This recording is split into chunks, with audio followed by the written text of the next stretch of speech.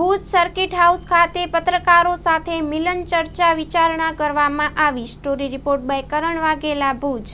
દાદા, સૌરાષ્ટ્ર કચ્છનો પ્રવાસ જે થયો આજે બુધવારે 30 તારીખે ગાંધીધામ સવારે અને ભુજ ખાસ કરીને કેવો પ્રતિસાદ મળ્યો અને શું પત્રકારોના પ્રશ્નો સૂચનો મળ્યા? આમ તો પત્રકાર એકતા પરિષદ બન્યા પછી મેં એક કમિટમેન્ટ કર્યું છે કે હું દર વર્ષે એક વખત બધા જિલ્લાની મુલાકાત લઈશ। જ્યાં કાર્યક્રમો હોય ને આમંત્રણ હોય ત્યાં જઈ એ બરાબર છે, પણ જ્યાં કાર્યક્રમ ન હોય ત્યાં પણ મિટિંગો કરવી। સંગઠન એક એવી વસ્તુ છે એને જીવંત રાખવા અને ટકાવવા માટે કે મજબૂત બનાવવા માટે સતત કાર્યક્રમો હોવા જોઈએ। એટલે વર્ષમાં એક કાર્યક્રમમાં હું હાજરી આપું, બધા હોદ્દેદારોને મળું, નાની મોટી સમસ્યા હોય પત્રકારને બધાને મળું, કંઈક સાંભળું, ત્યારે મને આવો આત્મવિશ્વાસ મજબૂત થાય કે મને જે આ લોકોએ જવાબદારી આપી છે એ હું સાર્થક કરી રહ્યો છું। એટલે દર વર્ષે પ્રવાસ કરું છું, પણ હમણાં 3 મહિનાનો ગેપ હતો, બહાર હતો હું, એટલે આવીને તરત જ પ્રવાસ ચાલુ કર્યો છે। આ 18મો જિલ્લો છે અને કાલે 2 જિલ્લા એટલે 20 જિલ્લા પૂરા થશે આ 15 દિવસમાં। આ બધો જે જિલ્લામાં હમણાં કાર્યક્રમો નહીં હોય ત્યાં મિટિંગો કરીને બધું કાર્યક્રમોની પૂર્વ તૈયારીની ચર્ચા કરીશું, પણ જ્યાં કાર્યક્રમો બાકી છે એ કાર્યક્રમો આ પૂરું થશે ને એટલે ચોમાસાનો ગેપ જ્યાં જ્યાં મળતો જશે ત્યાં પછી અધિવેશન ચાલુ થઈ જશે। એટલું ચોક્કસ કહીશ કે જે મેં અમરેલીથી પ્રવાસ ચાલુ કર્યો છે, અમરેલી સોમનાથ એક દિવસમાં લીધું 26 તારીખે, 27 જૂનાગઢ અને જામનગર લીધું, 28 પોરબંદર અને દ્વારકા લીધું, આજે 29મીએ હું કચ્છનો મહેમાન બન્યો છું અને ગાંધીધામ સવારે કાર્યક્રમ હતો, આવી ગયો તો રાત્રે, અને આજે અત્યારે 4 વાગ્યાનો કાર્યક્રમ ભુજમાં હતો। ભુજમાં અમને ચિંતા એટલા માટે ન હોય કે અમારા સંગઠનનો મુખ્ય વ્યક્તિ એટલે કે મારી સાથેના મુખ્ય સાથી કહેવાય ઉપપ્રમુખ, જેમ મનોજભાઈ સોની ઉપપ્રમુખ છે એમ જયમલસિંહ પણ અમારા ઉપપ્રમુખ છે પ્રદેશના, ત્યારે એની તૈયારીમાં કંઈ કહેવાપણું ન હોય, સારી મિટિંગ અને વરિષ્ઠ પત્રકારોની હાજરી, એના કરતાં મૂંગા સાંભળીને વયા જાય એના કરતાં કાંઈક પ્રશ્નો કરે, કાંઈક પોતાના મનમાં પડેલું કહે તો અમને ખબર પડે કે કયા કેરામાં કેટલું પાણી વાળવું। એટલે અમે પત્રકારોને સાંભળી અને પછી એની ચર્ચા કરીએ તો અમને મજા આવે। આજે ક્રીમ પત્રકારોની હાજરી હતી, નાની મોટી ચર્ચાઓ આગામી કાર્યક્રમ માટે પણ કરી છે અને સંગઠનને મજબૂત બનાવવા માટે પણ કરી છે, પણ સૌથી વધુ આનંદ તો એટલો છે કે જેટલા પત્રકારો મિટિંગમાં આવ્યા હતા ને, જે ગયા રજા લઈને, એ એવું કમિટમેન્ટ કરતા ગયા, જે જવાબદારી જયમલસિંહભાઈ આપે એ જવાબદારી અમે ઉપાડી લઈશું। એટલે એનો અર્થ બધાની જવાબદારી ઉપાડવાની તૈયારી છે। એટલે સંગઠનમાં ઓતપ્રોત થઈ અને સામે ચાલીને કામ કરવા તૈયારી હોય ત્યારે હું એવું માનું છું કે આ સંગઠનને અમારે પાઠ ભણાવવાના ન હોય, અમારે શીખવાનું હોય, બીજા જિલ્લામાં આનો દાખલો દેવાનો હોય। અમે એક અધિવેશન અહીંયા કચ્છમાં કર્યું છે અને એ અધિવેશનની અમારી મહેમાનગતિ આજે પણ આખા ગુજરાતના પત્રકાર સંગઠનના હોદ્દેદારો યાદ કરે છે કે કચ્છનું અધિવેશન હોય ત્યારે અમને કહેજો હો, એનો અર્થ ગઈ વખત કરતાં વધુ લોકો આવવાની તૈયારીમાં છે। એટલે જયમલસિંહને પણ એટલું કહું છું કે આવતી તૈયારી તમારે મોટી રાખવી પડશે।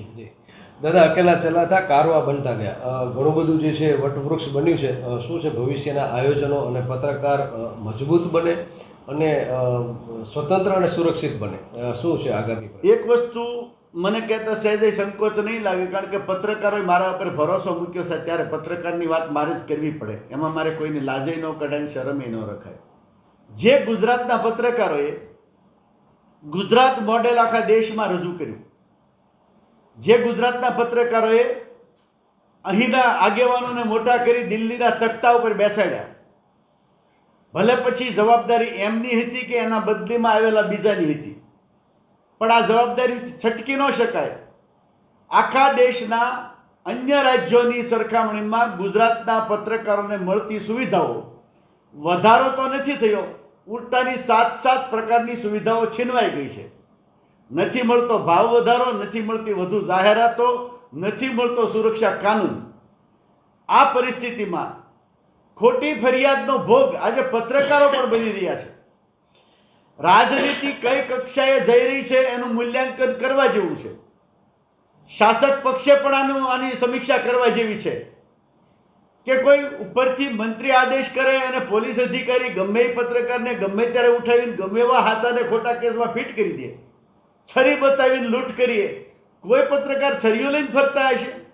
આવી ફરિયાદો સૌથી વધુ થાય છે. એટલે સ્પેશિયલ આમ સ્ટોરી આમ ઘડેલી હોય, એની કોપી ઝેરોક્સ થતી હોય એમ જ થાય છે. આ દુઃખદ છે. ચોથી જાગીર કહેવાતો પત્રકાર જો તંત્રથી દબાઈ જશે, શાસનથી દબાઈ જશે, તો આ દેશને લોકશાહીના પાઠ કોણ ભણાવશે? આ સૌથી મોટી સમસ્યા છે. વિરામ તરફ દાદા, ખાસ કરીને કચ્છ તમને મિસ કરે છે. કચ્છ ઘણીવાર તમને યાદ પણ આવતું હશે. કચ્છના પત્રકારોને મળીને કેવું લાગ્યું? અને અધિવેશન માટે તમે જે એક અમને જોમ અને જુસ્સો જે છે અમારા પત્રકારોમાં જે પૂર્યો છે, પત્રકારોમાં પણ થનગનાટ છે કે હવે અધિવેશન જલ્દીથી અમે કરીએ. કચ્છનો અનુભવ એક દિવસનો કેવો રહ્યો? કચ્છના પ્રવાસમાં આમ તો અમારી એડવાન્સ તૈયારીમાં એમ કચ્છને એટલે છેલ્લે રાખીએ કે કચ્છમાં જાય તો થોડુંક વધુ રોકાવાય. કારણ કે કચ્છમાં આવી ત્યારે અમને ગમે છે. બીજે એમ મિટિંગ કરીને તરત ભાગતા થતા હોય. કચ્છમાં રાત્રિ રોકાણ એટલે કરી નિરાતે મળાય, બેસાય બધાની સાથે અને ચર્ચા થાય. કારણ કે કચ્છમાં પત્રકારત્વ પણ પરિપક્વ છે. કચ્છનો વિકાસ તો પરિપક્વ છે જ, કચ્છના લોકોય પરિપક્વ છે, એની રાજનીતિ પરિપક્વ છે, પણ કચ્છના પત્રકારો પણ પરિપક્વ છે, અનુભવી છે. અને એના પાસેથી નીકળતા પ્રશ્નો છે ને એ આખા ગુજરાત માટે માર્ગદર્શક બનતા હોય છે. એટલે કચ્છના પત્રકારોને સાંભળીને આજે અમને ખૂબ મજા આવી. જે ત્રુટિઓ સંગઠનમાં રહેતી હોય એ દૂર કરવા માટેની અમને દિશા મળી. 2025-26 એડમિશન ચાલુ છે.